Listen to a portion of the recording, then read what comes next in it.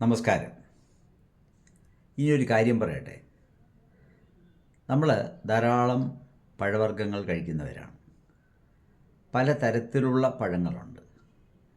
അത് നേന്ത്രപ്പഴത്തിൻ്റെ പല വിധങ്ങളുണ്ട്. പിന്നെ ആപ്പിൾ, ഓറഞ്ച് അങ്ങനെയുള്ള വിഭാഗങ്ങളുണ്ട്. അങ്ങനെ ധാരാളം പഴങ്ങൾ ഈ സമയത്ത്, പ്രത്യേകിച്ച് ഈ വേനൽക്കാലത്ത് കഴിക്കണമെന്ന് പറയുന്നത് നല്ലൊരു കാര്യമാണ്.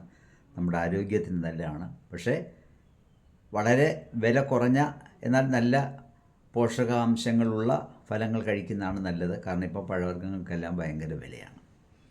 എന്നാൽ ഞാൻ പറയാൻ ഉദ്ദേശിച്ചതൊന്നുമല്ല. ഓറഞ്ച് കേട്ടിട്ടുണ്ട്. ഈ ഓറഞ്ച് എന്ന് പറയുന്നതിന് നമ്മൾ ഓറഞ്ച് എന്ന് പറയും, ആറഞ്ച് എന്ന് പറയും, ഓറഞ്ച് എന്ന് പറയും, ഓറഞ്ച് എന്നും പറയും. ഇങ്ങനെ പല ഭാഷകളിലാണ് നമ്മൾ സംസാരിക്കാറ്. കാര്യങ്ങളെല്ലാം ഒന്ന് തന്നെ, കേൾക്കുമ്പോൾ മനസ്സിലായാൽ മതി.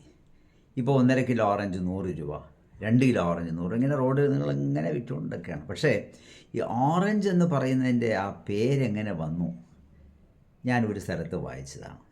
അതായത് ഓറഞ്ച് എന്ന് പറഞ്ഞാൽ അതിന് നമ്മൾ കുറച്ചുകൂടി സ്ലാങ് മാറ്റി ആറഞ്ച് എന്ന് പറയുക. ആറഞ്ച് എന്ന് പറയുമ്പോൾ 6ഉം 5ഉം, ആറഞ്ച് എന്ന് പറഞ്ഞാൽ 30 അല്ല, 6ഉം 5ഉം 11 എന്ന അർത്ഥത്തിലെടുക്കുക. എന്താണ് ഈ 11 എന്ന് പറഞ്ഞാൽ, നിങ്ങൾ ഏതൊരു ഓറഞ്ച് പൊളിച്ചെടുക്കുമ്പോൾ അതിനകത്ത് 11 ഇതൾ മാത്രമേ കാണുകയുള്ളൂ. 6ഉം 5ഉം 11 ഇതൾ മാത്രമേ ഓറഞ്ചിനകത്ത് കാണത്തുള്ളൂ.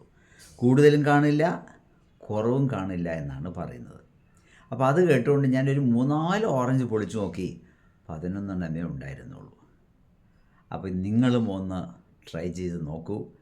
11 ഉണ്ടോ, അതോ കൂടുതലുണ്ടോ, കുറവുണ്ടോ? അപ്പോൾ ഓറഞ്ച് എന്ന് പറയുമ്പോൾ 6ഉം 5ഉം കൂടി ചേരുമ്പോഴുള്ള 11 ഇതളിനെയാണ് അത് ഉദ്ദേശിച്ചത്. അങ്ങനെ ഒരു വാക്കാണ്. തമിഴ്നാട്ടിൽ നിന്നുമാണ് ഇതിൻ്റെ ഈ പേരിൻ്റെ ഉത്ഭവസ്ഥാനം എന്നും പറയാറുണ്ട്. എന്താണ് ശരി നോക്കാം. പറയുമ്പോൾ എല്ലാം പറയണമല്ലോ. ഓറഞ്ച് എന്ന് പറയുന്നത് നല്ലൊരു ഫ്രൂട്ട് തന്നെയാണ്.